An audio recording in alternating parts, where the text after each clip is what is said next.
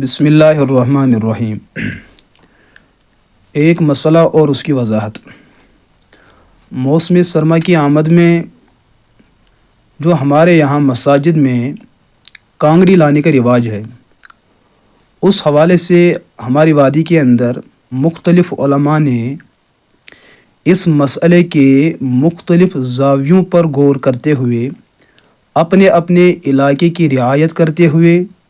مسائل کے کچھ رخ کو ذکر کیا ہے، جبکہ اس مسئلے کے بہت سارے متعلقات اور اس کے بہت سارے زاویے اور بہت سارے پہلو موجود ہیں۔ اب ایک پہلو کو ذکر کیا گیا، دوسرے پہلوؤں کو عمدن قصدن ذکر نہ کرنا یہ ایک الگ معاملہ ہے، اور دوسرا یہ کہ وقت نہ ملنے کی وجہ سے ان پہلوؤں کو ذکر کرنا نظر انداز کیا گیا۔ اس معاملے میں قوم کی ذمہ داری یہ ہے کہ اس مسئلے کی پوری حقیقت کو جاننے کے لیے اہل علم کی طرف رجوع کیا جائے۔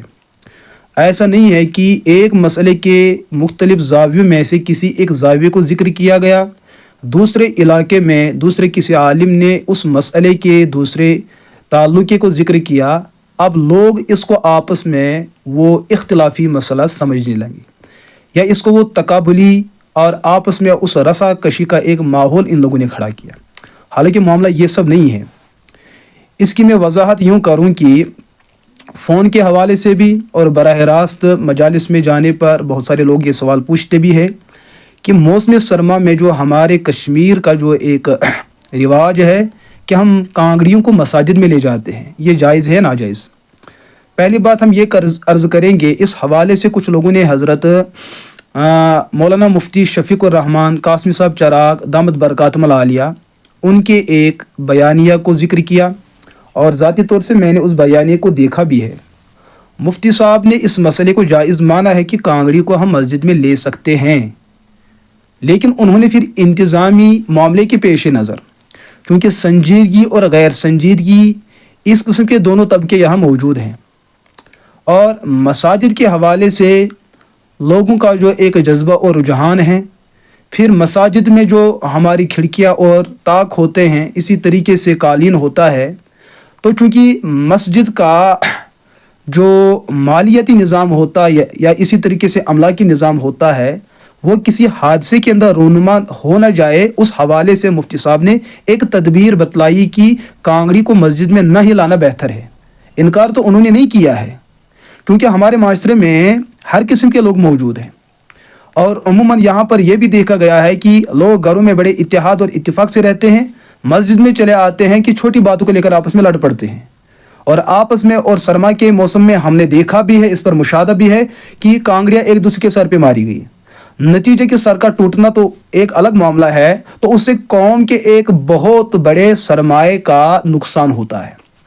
لاکھوں کا قالین پڑا ہوتا ہے، اور اسی طریقے سے پینلنگ ہوتی ہے، اور مساجد کی تزئین کا سلسلہ ہوتا ہے، ایک بہت بڑا مالی نقصان ہوتا ہے۔ تو اس نقصان کا جو ایک سبب بن سکتا ہے لوگوں کا اختلاف، اور اختلاف میں کانگڑیوں کا آپس میں ایک دوسرے کو مارنا ہے، تو مفتی صاحب نے سد باب کے پیش نظر یہ ایک تدبیر بتلائی کہ اگر کانگڑی کو نہ ہی لایا جائے تو بہتر بات ہے۔ اب معاملہ اس کا دوسرا پہلو یہ ہے کہ لوگ بڑے مجبور بھی ہیں، کچھ لوگ ایسے بھی ہیں کہ جن کو کانگڑی کا ساتھ رکھنا ہر حال میں ضروری ہے، کچھ لوگ تو بڑے سویرے آتے ہیں، یہ تو ان کی عظیمت اور عبادت کا ہی اثر ہے، اللہ ان کی قربانی کو قبول فرمائے۔ اب معاملہ یہ ہے کہ وہ جو کانگڑیاں لانے والے لوگ ہیں وہ کانگڑیاں رکھے کہاں؟ مفتی صاحب نے تو ایک ظاہری تدبیر یہ بتائی تشبہ کے پیش نظر کہ جو آگ پرست ہوتے ہیں وہ آگ کو سامنے رکھتے ہیں، پھر اس کی عبادت کرتے ہیں،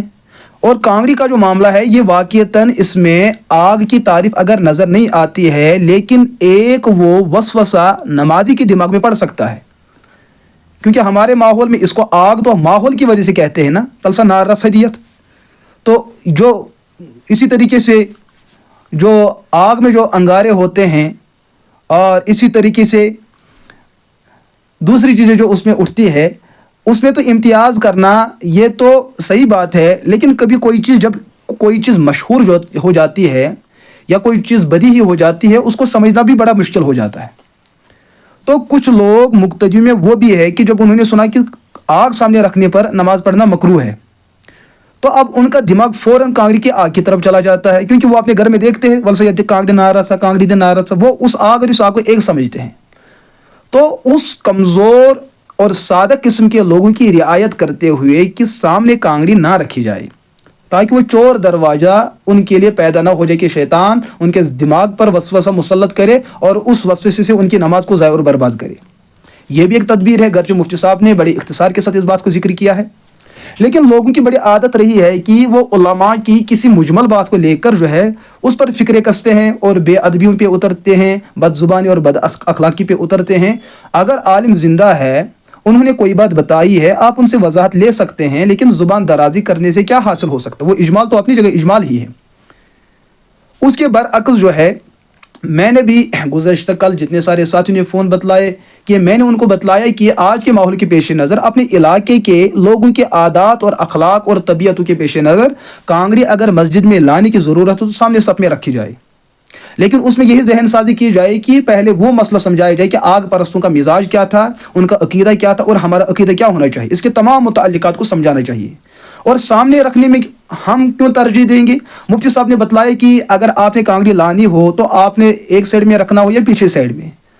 مفتی صاحب نے اپنے علاقے کی رعایت میں یہ بات بتلائی ہو کہ وہاں کے لوگ بڑے باادب ہو، بڑے سنجیدہ ہو، کہ وہ صف بندی میں اس طریقے سے صف بندی نہ کرتے ہو کہ دیوار کے ساتھ چپک جاتے ہیں، اور جب رکوع میں جانا ہو تو اس وقت ان لوگوں کے کپڑے جو ہے گس بھی جائے، اس طریقے سے ان کے یہاں ماحول نہ ہو، لوگ بڑے باادب ہو اور سنجیدہ ہو، اور ایسا ہی تقاضا ہے کیونکہ ان کا وہ علاقہ بڑا علمی علاقہ رہا ہے۔ اور پیچھے رکھنے میں انہوں نے شاید یہ حکمت ہو کہ وہاں کوئی لوگ ایسے بھی نہیں ہیں کہ جو شرارت کرنے والے لوگ ہیں، چور اور اسی طریقے سے لوگ آپس میں لڑنے والے لوگ نہیں ہیں۔ تو جب کسی علاقے کے لوگ بڑے سنجیدہ اور بڑے متانت والے ہو تو مفتی صاحب نے اگر ان کے لیے رعایت رکھی ہے تو گنجائش ہے، کیونکہ معاملہ تو جواز کا ہے، معاملہ تو تدبیر کا ہے۔ اگر ہم نے کسی علاقے کی وجہ سے یہ بتایا کہ آپ نے سامنے ہی رکھنا ہے، جس علاقے کے بارے میں ہم نے دیکھا کہ لوگ بڑے شرارتی ہیں، لڑنے والے ہیں، جھگڑنے والے ہیں، یا اسی طریقے سے لوگ اب لوگوں کے اندر ایسے بھی لوگ ہو چکے ہیں جن کی چوری کی عادت بن چکی ہے، اور جو مسجد کے اندر لڑنے جھگڑنے کے لیے آتے ہیں، اگر کانگڑی کو قبلے کی جانب رکھا جائے تو اس میں تو کوئی اندیشہ نہیں ہے، نمازی تو نماز بھی پڑھتے ہیں اور سامنے کانگڑی پر بھی نظر آ سکتی ہے اور پڑھ سکتی ہے، لیکن اگر کانگڑی کو عقب میں رکھا جائے، پیچھے رکھا جائے، کسی نے پیچھے سے شرارت کر دی، کانگڑی گرا دی، یا اسی طریقے سے بچے نے شرارت کر دی، تو معاملہ تو تھا کانگڑی کے آنے سے مسجد کا نقصان ہو سکتا تھا، وہ پیچھے رکھنے میں تو نقصان ہے تو لہٰذا پیچھے نہیں، سامنے رکھنے میں نقصان ہو تو سامنے نہیں، دائیں رکھنے میں نقصان ہو تو دائیں نہیں، بائیں رکھنے میں نقصان ہو تو بائیں نہیں۔ جب نقصان کا کوئی اندیشہ نہ ہو تو ذہن کے اندر اس معاملے میں وہ عقیدہ بھی نہ ہو کہ جو مجوس کا عقیدہ ہے، پھر تو معاملہ بہرحال جواز کا ہے، آپ کو کوئی روک نہیں سکتا ہے۔ بس اتنی بات یاد رکھ لیجئے، علماء یہ جو اس مسئلے کے پہلوؤں کو ذکر کرتے ہیں وہ اپنے علاقے کی رعایت کے اعتبار سے۔ پھر سوشل میڈیا پہ یہ بات آتی ہے، کیونکہ سوشل میڈیا پہ پوری دنیا جڑی رہتی ہے، ہر کوئی علاقہ اپنے اعتبار سے سمجھتا ہے، مسئلہ یوں نہیں، ایسا ہونا چاہیے۔ لہٰذا مفتی صاحب نے یہ شرعی مسئلہ تو بعد میں ہے، پہلے ہمارا معاشرتی معاملہ ہے، اس مسئلے کے فائدے اور نقصان کو ہم کیسے سمجھ سکتے ہیں، کانگڑی کا جو حدود استعمال ہے ہم کیوں استعمال کرتے ہیں، کیسے استعمال کرتے ہیں، کن اسباب پر استعمال کرتے ہیں، کن اوقات پر استعمال کرتے ہیں، بچوں کا استعمال الگ ہوتا ہے، بڑوں کا استعمال الگ ہوتا ہے، سونے والوں کا استعمال الگ ہوتا ہے، جو بیمار ہو، ادھیڑ عمر کے ہو، ان کا استعمال الگ۔ یہ جب باتیں ہم سمجھتے ہیں تو علماء کی ان مجمل باتوں کو ہم کیوں نہیں سمجھتے ہیں